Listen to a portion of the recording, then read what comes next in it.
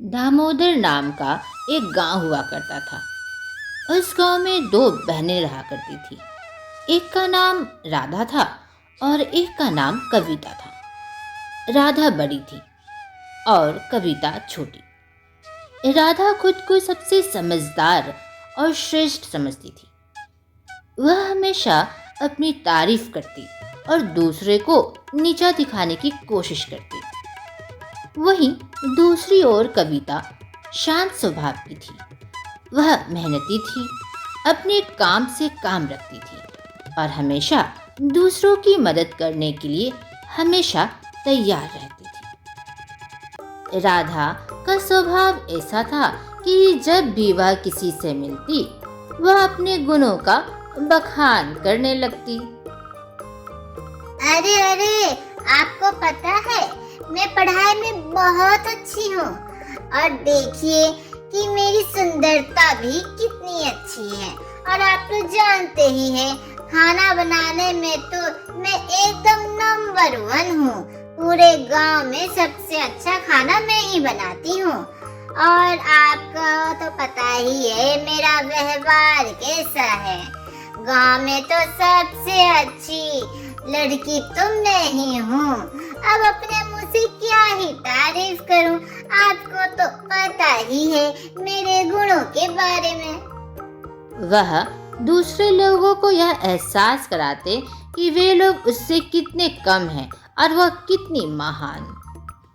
वहीं दूसरी ओर कविता कभी भी अपनी उपलब्धियों की बात नहीं करती थी। वह बस अपने काम में लगी रहती और बिना दिखावे के लोगों की मदद करती रहती। माँ जी, आपका पैर ठीक हुआ कि नहीं? आपके पैर में कल दर्द था ना?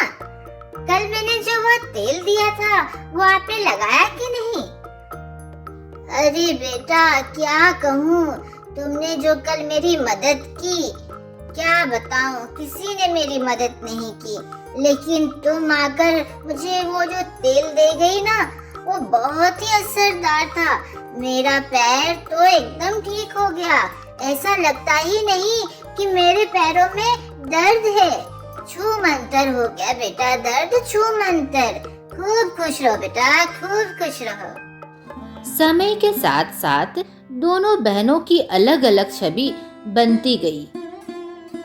राधा के अहंकार के कारण लोग उससे कतराने लगे। जब वह किसी की मदद भी करती तो उसे बार बार जताती कि वह कितनी महान है। इसका असर यह हुआ कि लोग उसकी मदद लेने से भी कतराने लगे। माँ जी, आपने कल कहा था ना कि खत लिखवाना है आपको। लाइए ना, मैं खत लिख देती हूँ ना। कहाँ है? कलम दीजिए, कागज दीजिए, अभी लिख देती हूँ। अरे नहीं नहीं बेटा, अब मुझे कोई भी काम नहीं करवाना है, कोई खत वत नहीं लिखवाना है।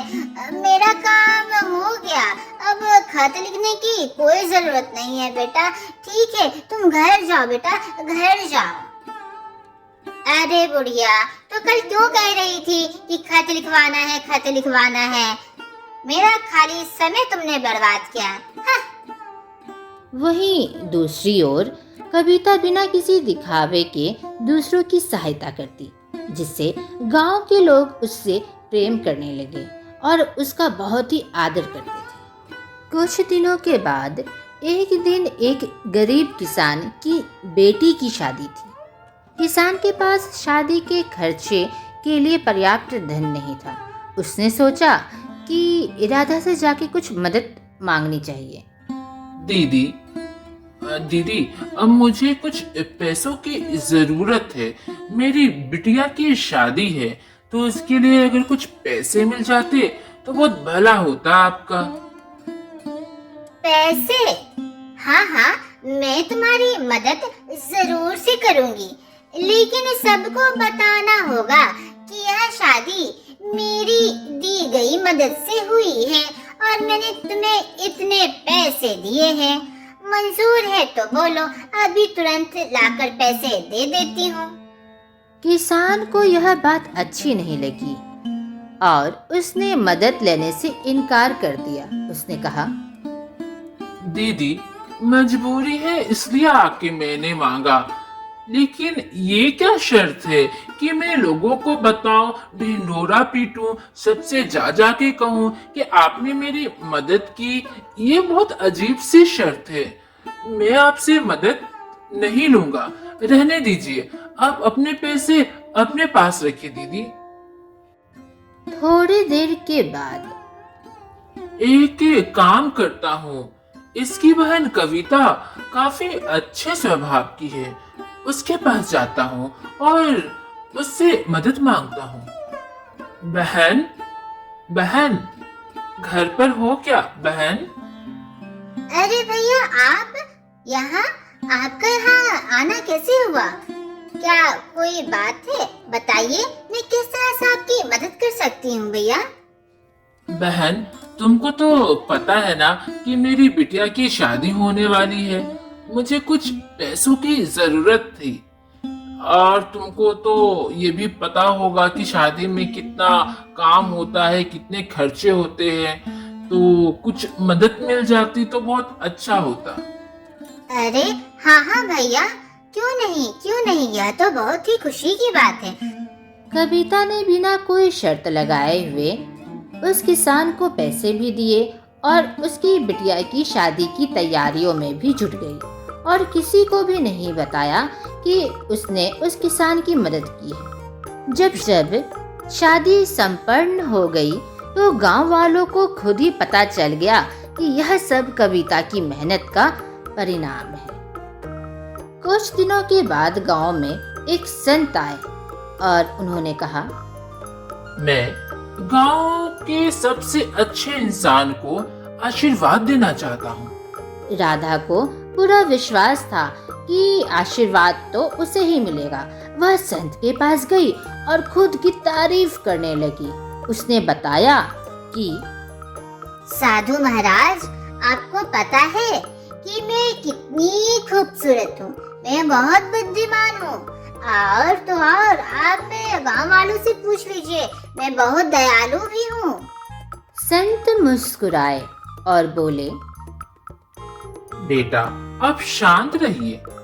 मैं पहले गांव वालों से पूछना चाहूंगा कि वे किसे सबसे अच्छा इंसान मानते हैं इस गांव में। गांव वालों ने एक स्वर में कहा, संत महाराज, कविता सबसे अच्छी है। वह निस्वार्थ भाव से हमारी मदद करती है और कभी अपनी तारीफ नहीं करती।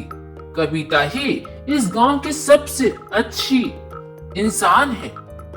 यह सुनकर तो राधा का चेहरा उतर गया।